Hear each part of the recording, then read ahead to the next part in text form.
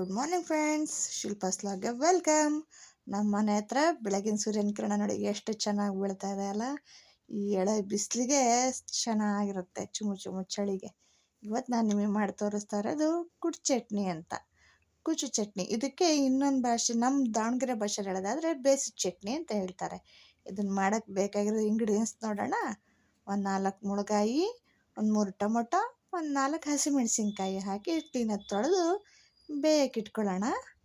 Gas flame ಮೀಡಿಯಮಾಗಿ ಇಟ್ಕೊಂಡು ಮುಚ್ಚಿಬಿಡೋಣ.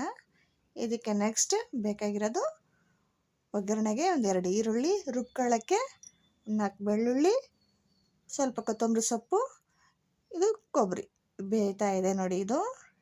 ಇದಾಗಿದೆ. ಈಗ ಸೈಡಿಗೆ ಎತ್ತಿಟ್ಕೊಂಡು ನೀರು ಬಸಿಟ್ಕೊಳ್ಳೋಣ. ಜಾರಿಗೆ ಬೆಳ್ಳುಳ್ಳಿ ಕೊತ್ತಂಬರಿ ಸೊಪ್ಪನ್ನು ಹಾಕ್ಕೊಳ್ಳೋಣ.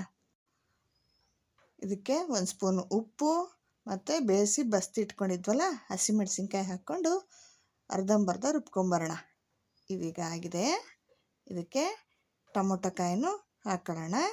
ಇದನ್ನು ಅಷ್ಟೇ, ಇದನ್ನು ಪೂರ್ತಿ ಸಣ್ಣ ರುಬ್ಬಂಗಿಲ್ಲ ಫ್ರೆಂಡ್ಸ್, ಬಾಯಿಗೆ ಸಿಗ್ತಾ ಇದ್ದರೆ ರುಚಿ ಜಾಸ್ತಿ. ಇದಾಗಿದೆ. ಇದಕ್ಕೀಗ ಮುಳಗಾಯಿ ಹಾಕ್ಕೊಂಬರೋಣ. ಇದನ್ನು ಅರ್ಧಂಬರ್ಧನೇ ರುಬ್ಕೊಂಬರ್ಬೇಕು. ಇದಾದಮೇಲೆ ಇದಾಗಿದೆ ನೋಡಿ ಫ್ರೆಂಡ್ಸ್. ಈಗ ಇದಾದಮೇಲೆ ಒಗ್ಗರಣೆ ಹಾಕ್ಕೊಳ್ಳೋಣ. ಇದಕ್ಕೀಗ ಗ್ಯಾಸ್ ಮೇಲೆ ಪಾತ್ರೆ ಕಾಯಕ್ಕಿಟ್ಟಿದ್ದೀನಿ.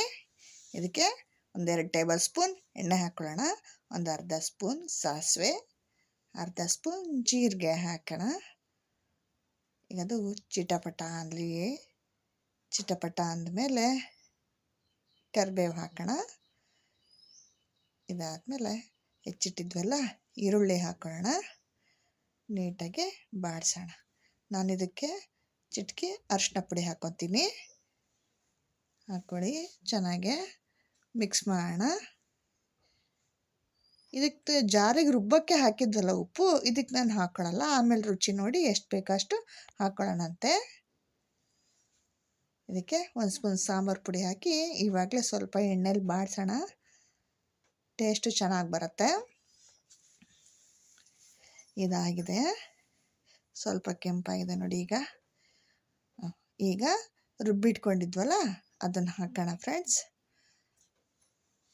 ಅದನ್ನ ಹಾಕಿ ಕ್ಲೀನಾಗಿ ಮಿಕ್ಸ್ ಮಾಡೋಣ ಸ್ವಲ್ಪ.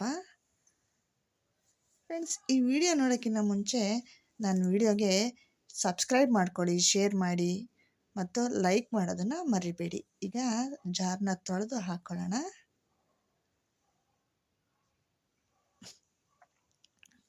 ಮಿಕ್ಸ್ ಮಾಡೋಣ ನೀಟಾಗಿ.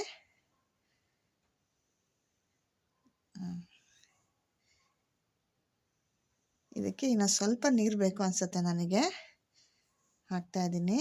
ಇದು ಬೆಳಗಿನ ತಿಂಡಿಗೆ ಫ್ರೆಂಡ್ಸ್, ಚಪಾತಿ ಮಾಡಿದ್ದೆ. ಚಪಾತಿ ಜೊತೆಗೆ ಈ ಬೇಸಿದ ಚಟ್ನಿ ಕ್ಲೀನಾಗಿ ಮಿಕ್ಸ್ ಆದಮೇಲೆ ಇದಕ್ಕೆ ತುರಿದಿಟ್ಕೊಂಡಿದ್ವಲ್ಲ ಕೊಬ್ಬರಿನ ಅದು ಹಾಕೋಣ. ಅದನ್ನ ಹಾಕಿ ನೀಟಾಗಿ ಮಿಕ್ಸ್ ಮಾಡಿ ಇದನ್ನು ಯಾವುದ್ರ ಜೊತೆ ಬೇಕಾದರೂ ತಿನ್ಬೋದು ಫ್ರೆಂಡ್ಸ್. ಚಪಾತಿ, ದೋಸೆ, ರೊಟ್ಟಿ, ತಾಳಿಪಟ್ಟು, ಇದು ಎಲ್ಲದ್ರ ಜೊತೆನೂ ತುಂಬ ಚೆನ್ನಾಗಿರುತ್ತೆ. ನಾವು ಪಲ್ಯಕ್ಕೆ ಚಟ್ನಿಗೆಲ್ಲ ಕುರ್ಷಣಿ ಪುಡಿ ಯೂಸ್ ಮಾಡ್ತೀವಿ. ಇದಿಲ್ದಲೇ ಇದ್ದರೆ ನಮ್ಮ ಪಲ್ಯಗಳು ಚಟ್ನಿಗಳು ಮುಗಿಯೋದೇ ಇಲ್ಲ, ಎಂಡ್ ಆಗೋದೇ ಇಲ್ಲ. ಇದಕ್ಕೆ 2 ಸ್ಪೂನ್ ಕುರ್ಷಣಿ ಪುಡಿ ಹಾಕಿ ನೀಟಾಗಿ ಮಿಕ್ಸ್ ಮಾಡೋಣ. ಇದಾದಮೇಲೆ ರೆಡಿ. ಇದನ್ನು ಮುಚ್ಚಿ ಒಂದು ಸ್ವಲ್ಪ ಹೊತ್ತು ಕುದಿಯೋಕ್ಕಿಡೋಣ ಫ್ರೆಂಡ್ಸ್. ಇದು ಹಾಕ್ತಿದ್ದಂಕ್ಲೇ ಚಪಾತಿ ಹಾಕ್ಕೊಟ್ಬಿಟ್ರೆ ಇದ್ರ ಜೊತೆ ಮೊಸರು ಕಾಂಬಿನೇಷನು ಸಖತ್ತಾಗಿರುತ್ತೆ.